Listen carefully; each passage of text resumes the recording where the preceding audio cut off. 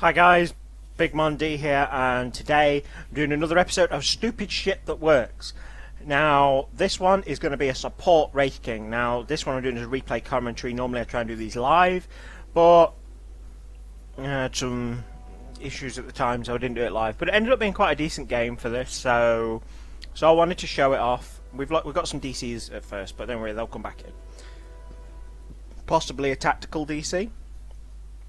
So, this was popular after TI4 because a couple of the pros did this strategy, but since then I don't really see anybody play it, which is why I'm doing this, because this is actually a really good strategy.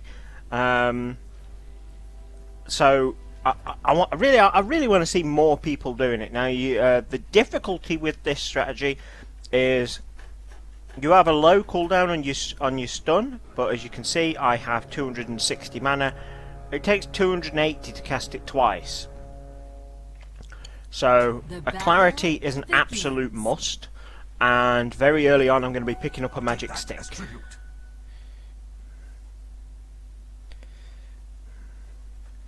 Okay, so we pause. Okay, and so there's quite a lot of items we can get as potential items in this game, but early on a Ring of Basilius is a must pick up. Your mana pool is a little bit low, so if nobody else on your team is getting mana boots, you should get mana boots. And what we're going to be looking to do is every item we get is going to be a support item, but it's also going to lean towards improving how tanky we are and how survivable. So we're going to get a mech because it gives armor. It can heal our team, but it also makes us tanky. It gives us extra armor. It gives us a little bit of a burst heal for if we get low. We could also go Guardian Greaves at some point, which makes you super fucking tanky. I don't think I did that in this game, but I've done it in another one. And you get to the point where people are hitting you and just it does nothing, which is really amusing. But for the most part, our job in the early game is just zone, hence the Ring of Protection. Could have also gone Stout Shield, but I wanted to go into the Basilius faster, so I went Ring of Protection instead. So nearly killed the puck there. Sadly, that was the slowest tower ever. So I'm trading with the puck here, trying to zone him out. You see how hard I hit the puck, because puck has no armor, and that was the big mistake there. Getting in tower range, I'm going to die now. But I've also got another stun up, so I can set up a kill on the puck, because puck is super fucking easy to kill. I mean, look at that, 120 crit already. How much crit's he taken? Oh, he's got 2 levels. 25% chance, that's not bad. Okay, so no big deal, I'm a support, so I've wasted to be you know, it's a death, but it feeds the jug, so it's a worthwhile trade. I've come back because I saw the Luna fighting with the PA and thought maybe they're going to go on her, so I thought I'll come in, potentially set up for the purge, but you know, it didn't happen. So I'm going to hang around here, just get level 2, let everybody take a couple of swings to heal up a bit, and then I'm going to leave again. This is slowing down my Basilius, and all this while the jug is going to be taking harass from the puck, but the puck is solo, and if the jug levels up his spin and his crit quickly, he's going to have a real easy time killing the puck. Again, we're looking for a kill opportunity here. I didn't say anything to the Pudge before, and sadly, by the time the Pudge had sort of realised what I was doing, is the stun had worn out and PA was blinking out. Didn't expect to get a kill there anyway. It was more about harass than anything else. What I wanted to do is set this lane in a position where they can't contest my Luna. So games that Wraith King works well in. Basically, as a support Wraith King, you're going to end up with a lot of fights where the enemy sort of end up in an enclosed space. So Void's pretty good. You can set up for Chronosphere. Magnus is good, you can set up for RPs. Sven is good because of his stun and his cleave. Basically anyone who can take advantage of enemies being in a closed space and sort of stuck there, because there's what we're effectively going to use with the ult, but we'll get more to that once we actually level it. Luna, of course, has the glaives, so once they're bouncing, they're going to do huge damage to everyone in the area. Again, coming to harass the puck out for the Jug, but mainly the reason I'm here in the lane at the moment is to help the Jug get a bit of healing. You notice the Jug, he's been taking quite a lot of harass from the puck, but now that I'm in lane, just by being in lane, the Vampiric Aura is going to let him heal up. Does have to be a little bit wary of the puck nuking him down, but he should be okay.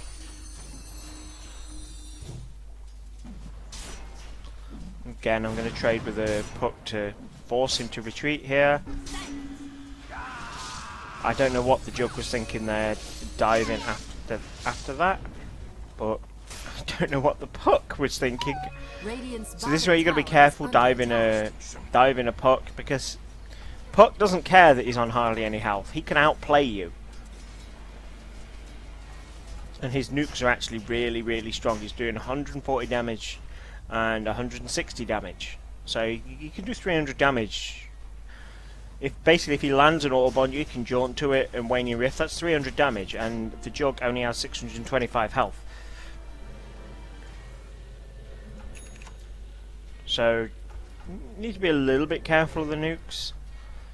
I'm just hanging around. I was just hanging around in lane waiting for the Jug to come back so we don't lose any XP. Radiant's middle tower is under attack. Radiant structures are fortified.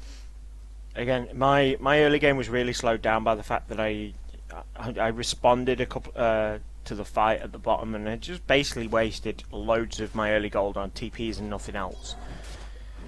It isn't too bad as a support, and as a Wraith King support you can also jungle in downtime really effectively to get some catch-up gold. So it's not that big a deal. But you really do want to get to at least a Basilius and a magic stick as fast as possible. That's what I'm going to do now. Take a little bit of jungle while we get the Jug to, well, supposedly get the Jug to back up.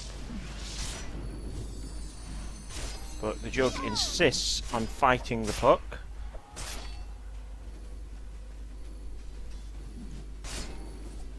Jug was pinging it, but it was like, you know, it's a puck. There's no way we're going to kill a puck. He can escape too easily. We need to be able to stun lock him or burst him down. Really what would have been nice is if he could Blade Fury the puck, forcing the puck to phase shift, to try and phase out of it. If the puck didn't orb before he phase shifted, then I can stun him and then he just dies. But sadly that didn't happen. Dire's middle tower is under attack. Kind of told the Jug here, you know, you don't have to go back, just come hit these creeps. You can heal up with the creeps, but felt he needed to go back. Finally got my Basilius now, as soon as I've got to get a chance to have it delivered. And it's not going to be long before I've got my wand too. Both those items are really important on the support Wraith King, because you really need some sort of mana regen, and the mana regen is going to help my team as well. And I'm going to be going Vlad's later. Vlad's thankfully stacks with Vampiric Aura now. It also stacks with other forms of lifesteal. So between the maxed out Vampiric Aura and the Vlad's, it's a total of 35% lifesteal. Let's say the Luna gets a Helm of the Dominator. What's that? 6? I think that's... Is that a 15, I think? Dire's middle tower is under attack. Shop. I can't open the shop while I'm in...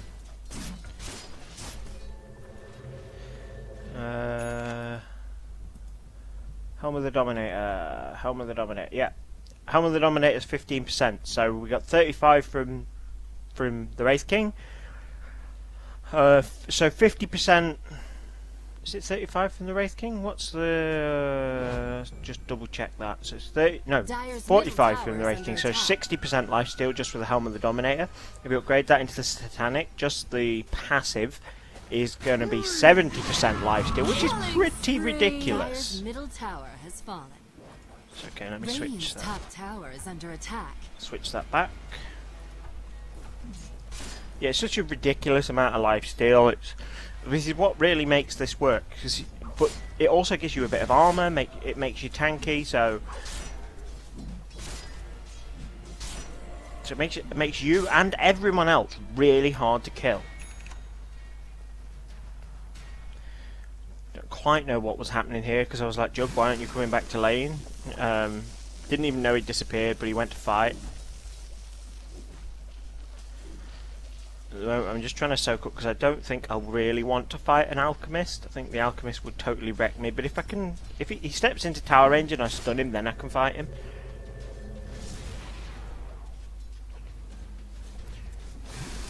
And I'm sort of guessing he's in the fog here at this point.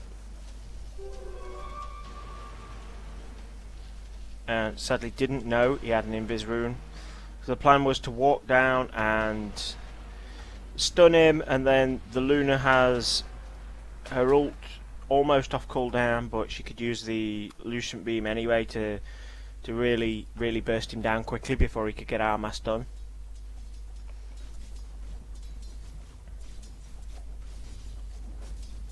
So again, I'm looking here. First item I'm going to get from the Vlads is usually going to be the headrest, and the reason for that is as a support, you're less likely to be right-clicking, so the little bit of health regeneration you get from the headrest is really useful. And it also, if whoever you're in lane with is struggling, getting harassed a bit, it's going to help them with regen as well. Dire's middle tower is under attack. Radiant's top tower is under attack. So we should be able to take this now. There's Radiant structures the are fortified. enemy team busy chasing the Quap at the minute, so with a bit of luck they won't bother TPing in. See, there's even with low levels and damage I'm getting a decent amount of heal. It's 25% at the moment.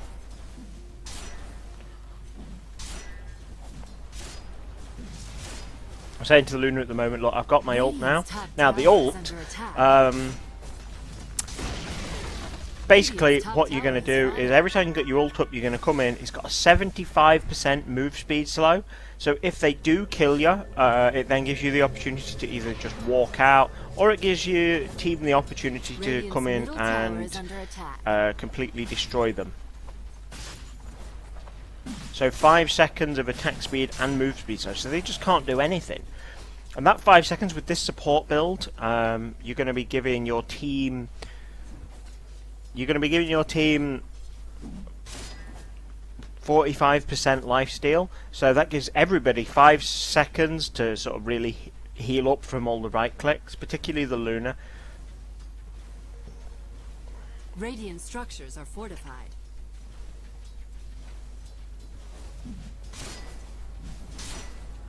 So I needed a bit of healing here, so rather than just hiding, I thought, you know, I'll come into lane. I'm going to tank some of the hits just to make sure we kill the tower quicker.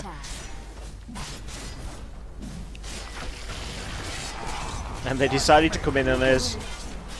When Luna has her ult, I have my ult. I was like, guys, I still have my ult, just let me tank it. If you get in trouble, just back out. Let me ult and then come back in, because one of the good things about Luna is she's a good carry, but she's also a nuker.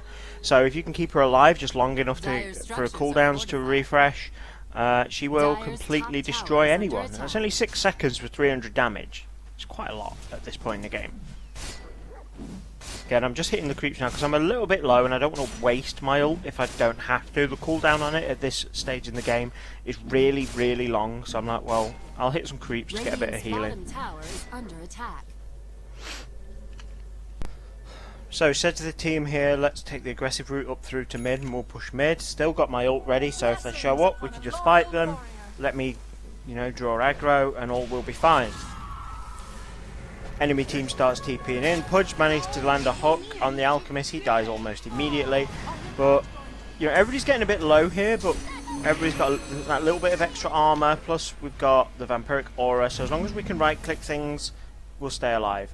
Taking a little bit too much tower damage there, but I kind of hung around to take it deliberately so that the rest of my team wouldn't. also still got an ult up, and the enemy team just doesn't want to fight us now.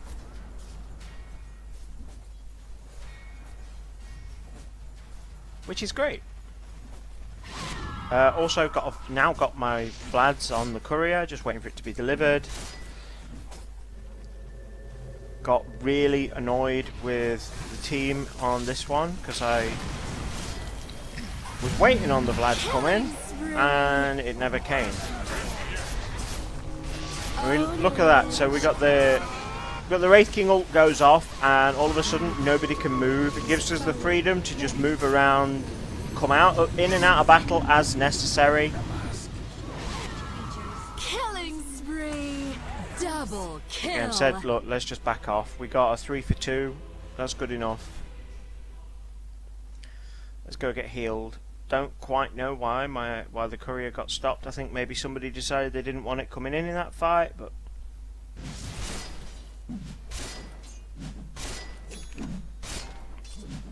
again, just passively farming now, just to get my health up. The hard camp's probably not the best one to do that at this point. Should be a little bit better now. Got Vlads. So the health regen's pretty good on the Vlads. See, look at that. Especially once the big creep's dead, you start getting, you know, the amount you're life stealing compared to how much damage you're getting. Okay, also decided to stun the big creep here because it does the most damage. My mana pool was full and I was just wasting it. So I was like, well, I'll stun it, take less damage, kill the camp faster.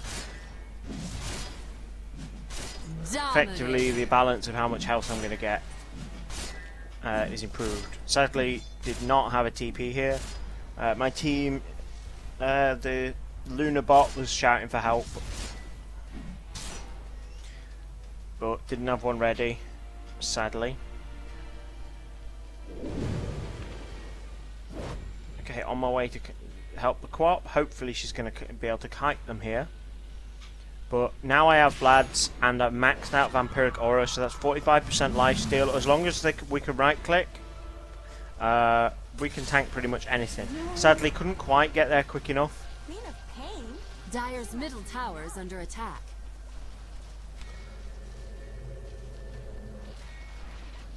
Said to the team here, look, can we set up something here? Wasn't sure and they were busy pushing bots, so I was like, you know what, I'm going to risk it. I'm going to go out into lane. Don't have my ult, so it could be a little bit dangerous.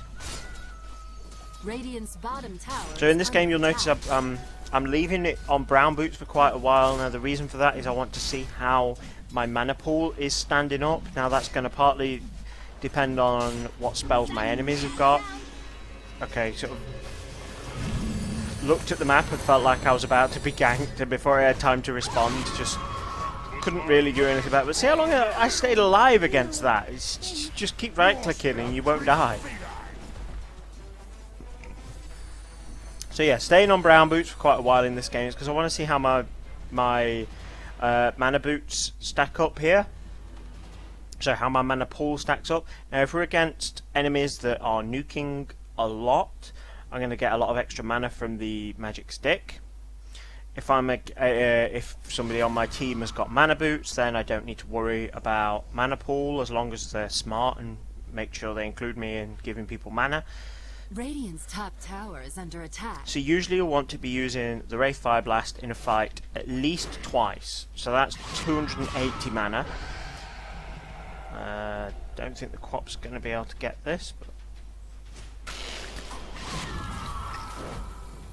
trying to get down there just in case.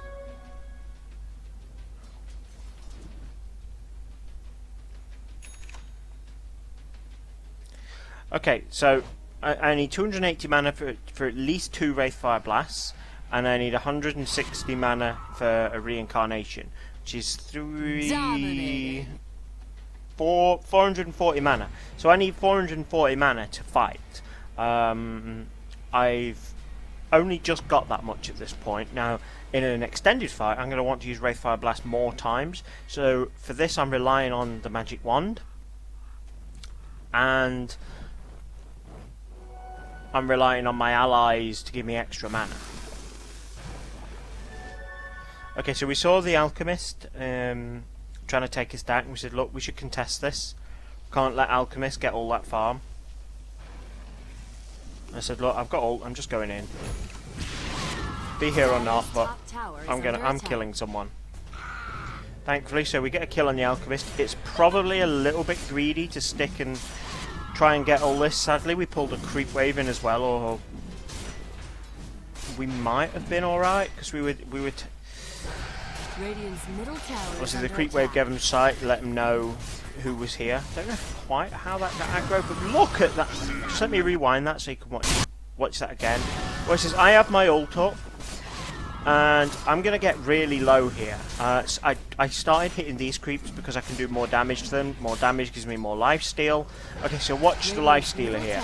He goes on me because he thinks I'm low, but I've got so much lifesteal and such a decent amount of armor that he just can't kill me. He can't do enough damage to get past my lifesteal. Thankfully, Pudge saved me, but I misclicked and ended up running towards the enemy team. Didn't mean to click, but clicked by accident. And at this point, it's like, I must be dead. I must be dead, yeah. So I screwed up there, but just want to watch that again because I saw that in game, and the Jug's ult seemed to get disjointed. It seemed to be too short. So here's Jug coming in.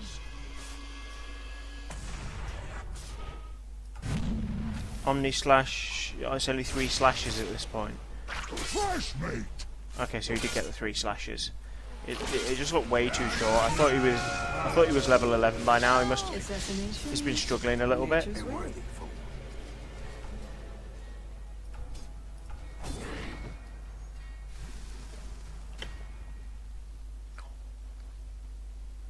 Sadly, I think this is going to be another kill on the Jug. He hasn't really got a way to get out of this.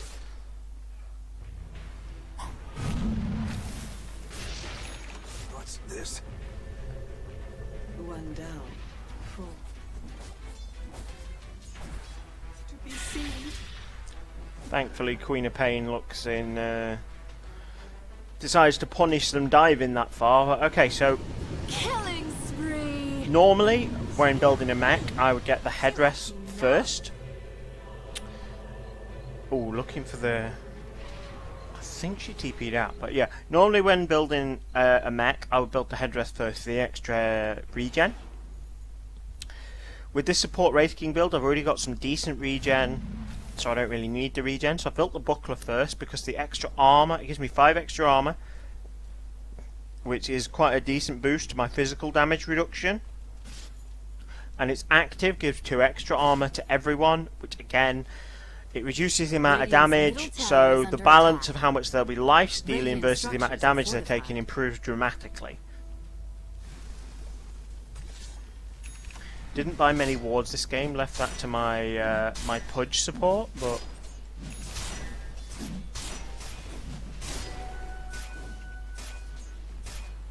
trying to stack that, but that camp's quite awkward to stack, and I was a little bit too early with it.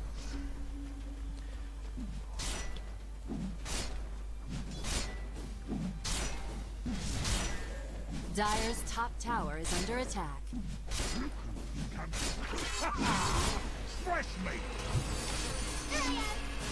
Saw the fight going down here, but I don't have ult, so I was hoping I could get in quick enough to save my teammates. But the whole enemy team was here, diving. You should probably not have gone in there, but I mean, we've got plenty of vision. We could see that there was a high likelihood there'd be Radiant's the whole bottom enemy tower team is there. under attack. Dire's middle tower is under attack. Dire's structures are fortified. Radiant's bottom tower is under attack. Just watch the fighting here. So thankfully, Luna's pushing bot. Dire's middle tower is under attack. Hopefully, going to turn him around here.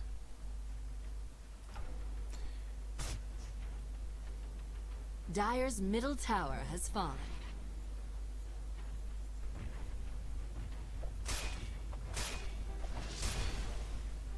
Radiant's bottom tower is under attack. So my mana pool here, you can see, like I said before, I need 440 This should mana make my life for a easier. fight.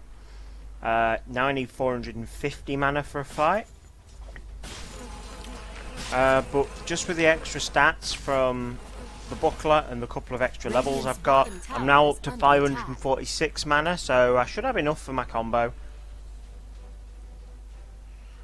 Plus almost enough in reserve for another Wraith Fire Blast. Maybe by the time I've popped a couple of one charges in the fight, I should be fine. And at this point, once I've got the mech, I'll be looking to see, look, how low does my mana get? Do I need to get mana boots? Do I need to get? Could I just get something else? Radiant's middle tower has fallen. So I put that ward down here because the team commented that maybe the enemy's here waiting to jump us. So I put the ward there so we could see them if they were setting up on us. Dire's bottom tower. Now me and the is Pudge under just going to attack. roam into the jungle. PA decides to go on me, but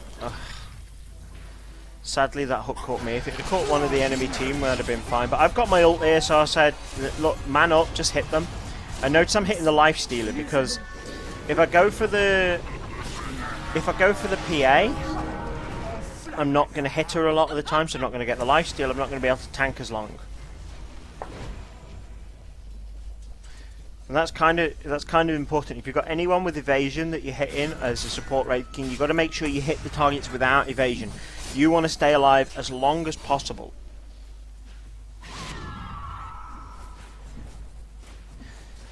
And the thing is, you're going to be really under farm like this because people are going to focus you. But what happens if the enemy gets smart and they stop focusing you? What you do is you'll then get plenty of farm and you'll get an Axe, and the Axe will keep your teammates alive when they die. So it doesn't matter if they focus you or they focus somebody else. You're just going to make it impossible to kill your team, which is fantastic. Lovely.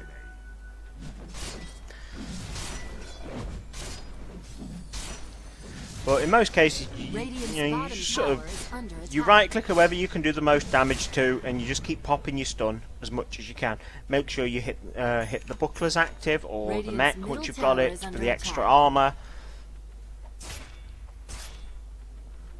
That's a mistake I do make with this because I don't play this very often. It's a mistake I do make with this, is that I forget the buckler's active quite a bit. Again, the Pudge being really good with the mana here, so this is going to be part of the decision once I've built the mech. Do I need mana? Dire's top tower has fallen. Kind of waiting here for somebody to push up, and just nobody wants to initiate. I didn't have my ult, so I didn't want it to be me that initiates. Radiant's bottom tower is under attack. But I figured we can take this tower. Pudge is standing back, just ready to hook me out in case things go nasty. Cat, move. Cat, move.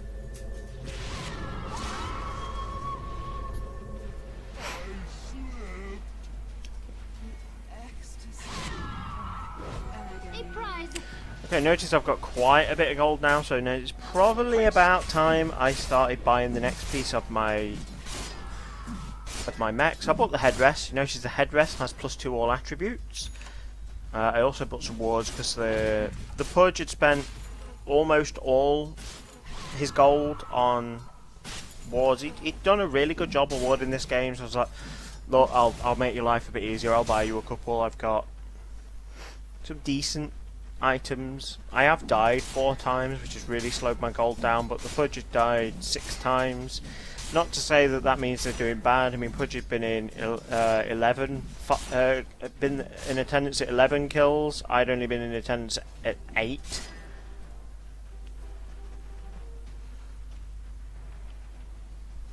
But it's always a good idea. Even if you're playing carry, if your support is, and you know, if your support's doing a really good job of warding, Sora's fighting down Roche here, so TP'd into the bottom tower to get there as quickly as possible. The idea is if I can get in range and give everyone the Vampiric Aura, then and the Vlad's Aura, then they'll live. Sadly, couldn't save the Pudge. Thankfully, Pudge got a deny. I was like, you know what? Let's Roche. We can do this. There's only a Puck. So Puck is not going to be able to challenge us for this. Now I can tank this. If you, I think we should have cancelled the Lincolns better. I kept cancelling the Lincolns with my Wraithfire Blast, and then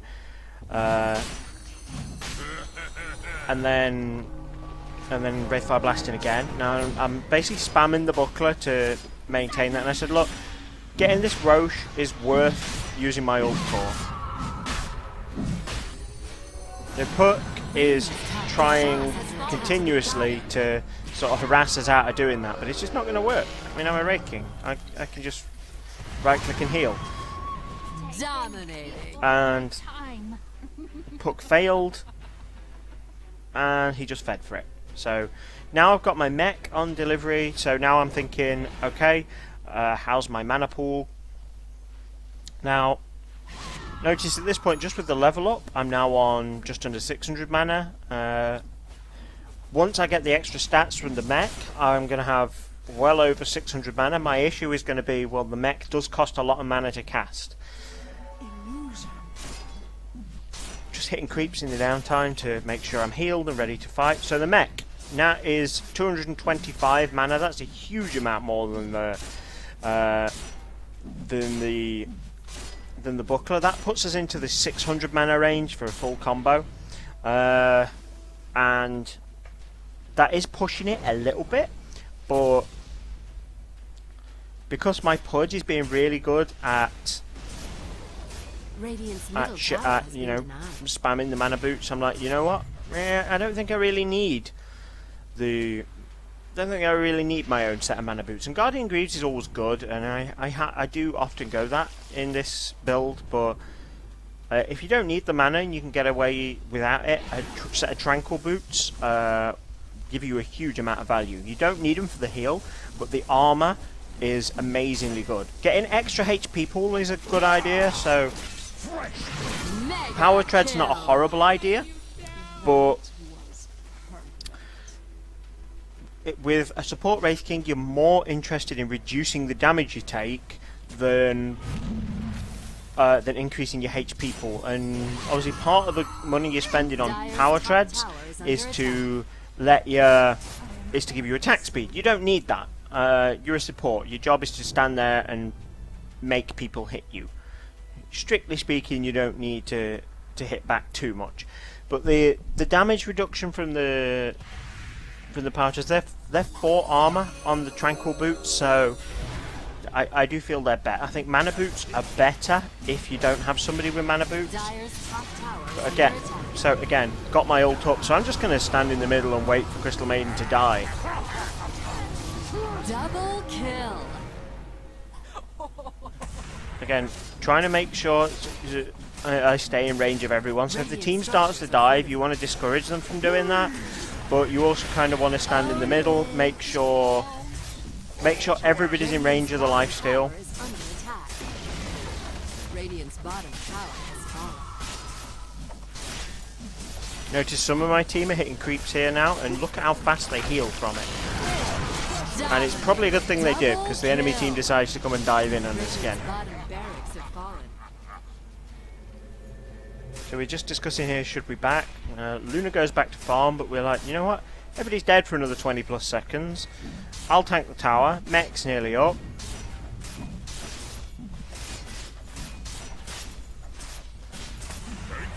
Radiant's middle tower is under attack. Okay, so next time's going to be an AC, and obviously that is a brilliant item to be with any carry, because the aura attack speed is going to increase the damage output of your entire team. So we're already making them right click to heal. But then we're also going to reduce the damage they take and increase the damage they output. So the amount of lifesteal the balance of the amount of lifesteal they get from the damage they take is going to swing in their favour. And that's what this build is kind of about. It's not about... it's mostly about reducing the damage you and your team take so that you can out lifesteal the damage.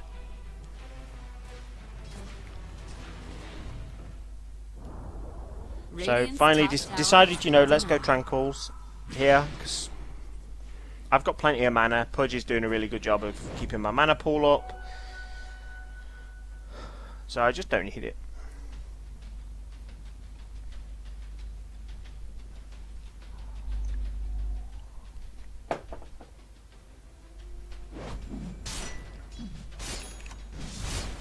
Really should have stacked here.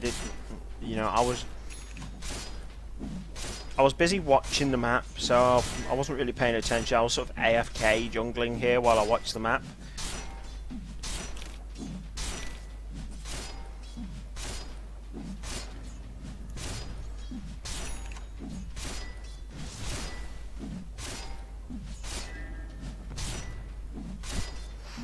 Checking the Luna's item. So Luna actually hits really, really hard here. So basically, as long as she can keep right-clicking, which the BKB is going to ensure, as long as she can keep right-clicking, she pretty much can't die.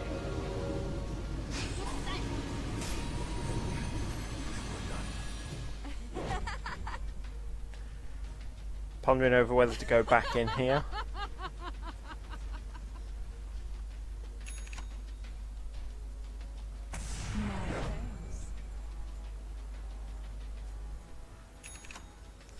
So 4 extra armor, extra movement speed useful for initiating. Obviously it's not a true initiation item.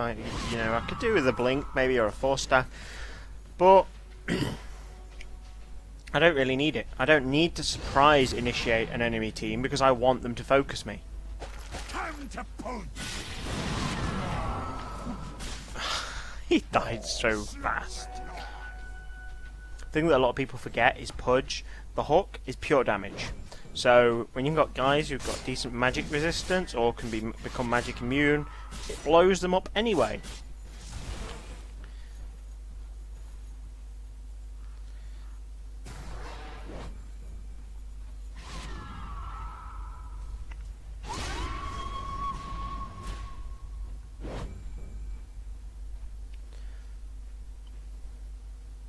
Being super fucking greedy and buying beyond my buyback because I'm like, yeah, I'm not going to die.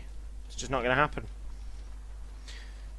Which is why I'm hanging out here. I'm like, you know what, the enemy team cannot kill me at this point. Or at least they can, but not twice. The Alchemist throwing spells at me just to try and annoy me a bit, but it doesn't matter. I just wanted to make sure that the enemy team were all down here, so they couldn't respond to Luna's push top. Radiant's top tower is under attack. Again, trying to be efficient in downtime, just make sure I'm jungling. Well, you can get away with a really poor support Wraith King. If you do get some big items like an Assault Curious, it just becomes really overwhelming. Which is why, again, I can be brave.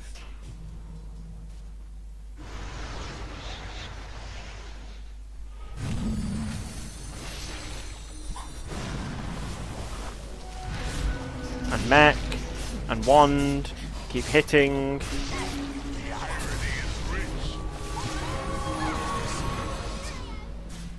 That's comedy. Fresh mate. Killing spree.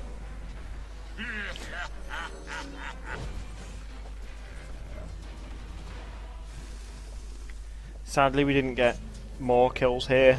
A lot of them managed to escape and they got low on health. Mostly down to the fact that the Puck is really, really good at escaping.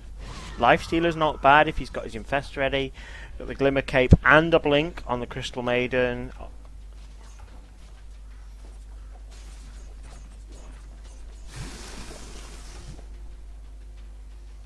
And that was a 2-for-1, so it was not a great trade for us, but wasn't too bad. Almost finished my AC.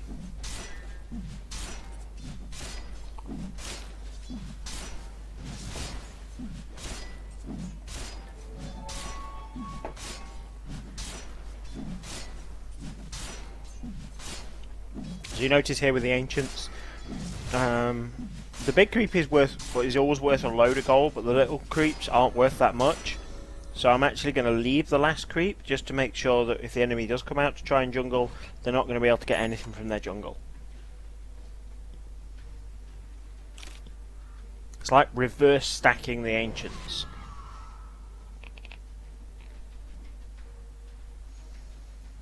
Again, my ult's up here, so we can be brave, we can just push in.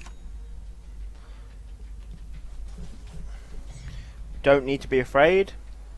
Now up to 754 mana just with my levels and just a few stat items. So that's plenty as long as the Pudge is being good with his mana boots.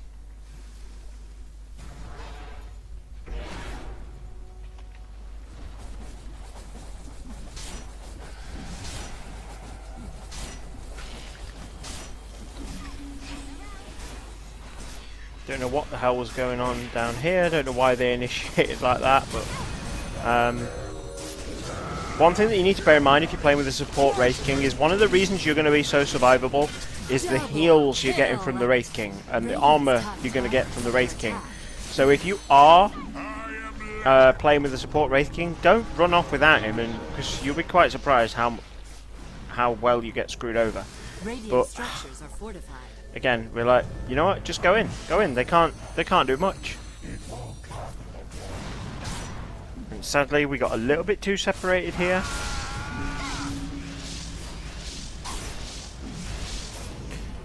But the PA goes down anyway. Even her evasion's not going to keep her alive. I can pretty much spam the Wraith Fire Blast now. Over 800 mana now.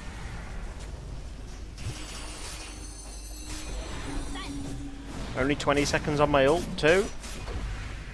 Radiant's middle barracks Ooh, have so fallen. close on that hook. I think that would have been game there. Radiant's top tower has fallen.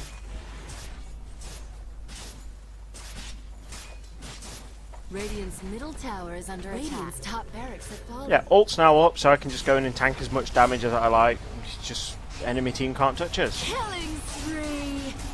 Again, my team is dying, so I want to get in range for the mech, and range for the Vampiric Aura, and the Vlads. The Dire now have mega creeps. As long as I'm in range and they can keep right-clicking things, then they're not going to die.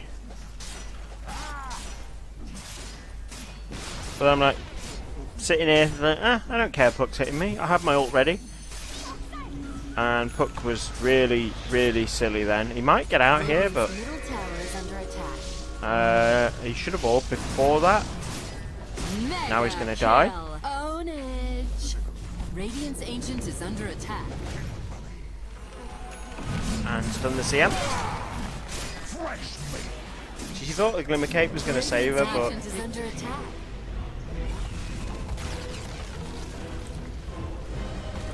Glimmer Cape doesn't make you invulnerable. It makes you invisible.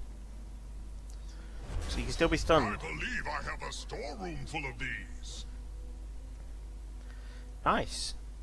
Okay, so other items I could have got on the Wraith King, the Assault Cuirass I got towards the end. That's like if you're really rich, and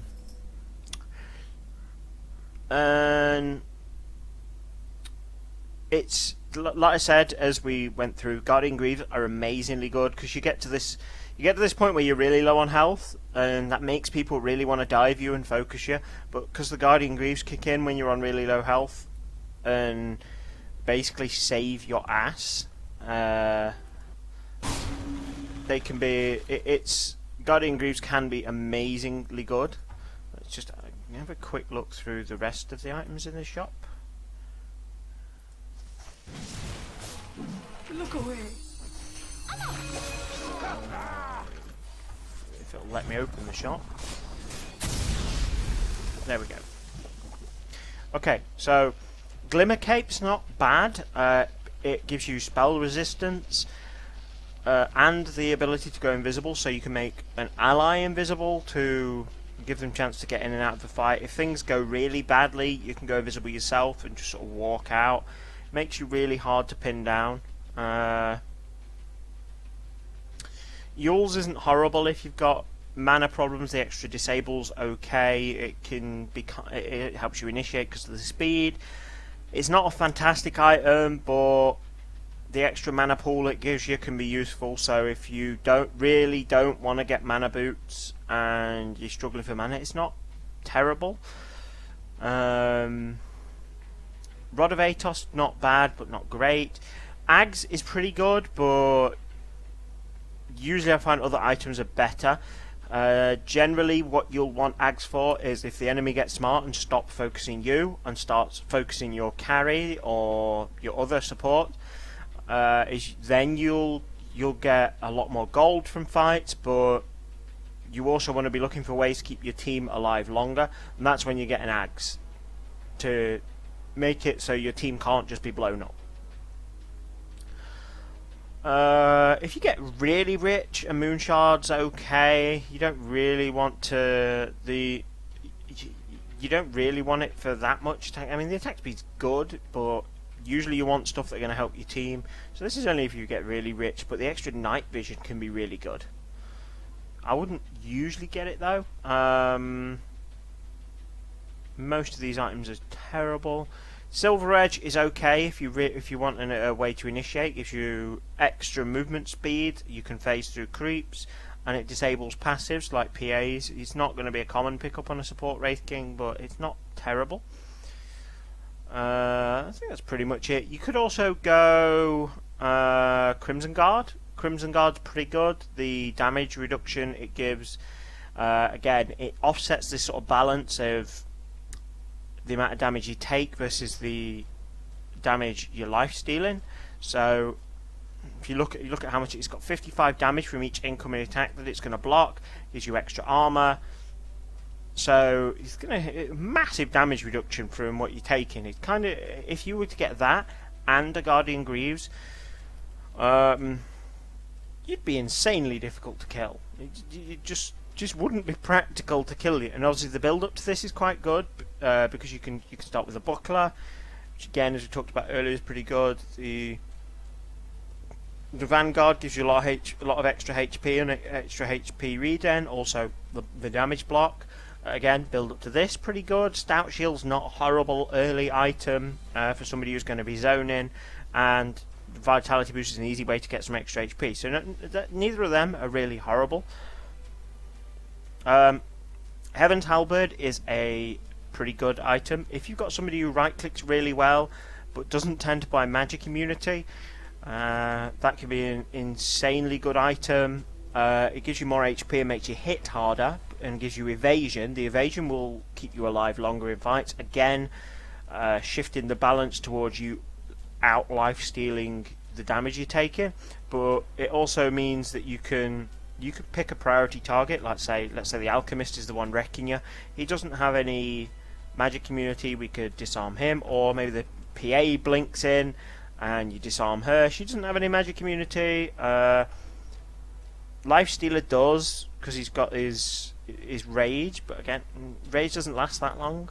You can just wait it out and then you disarm him. So all three of these heroes are going to be pretty useless once you Heaven's Halberd them. So it's a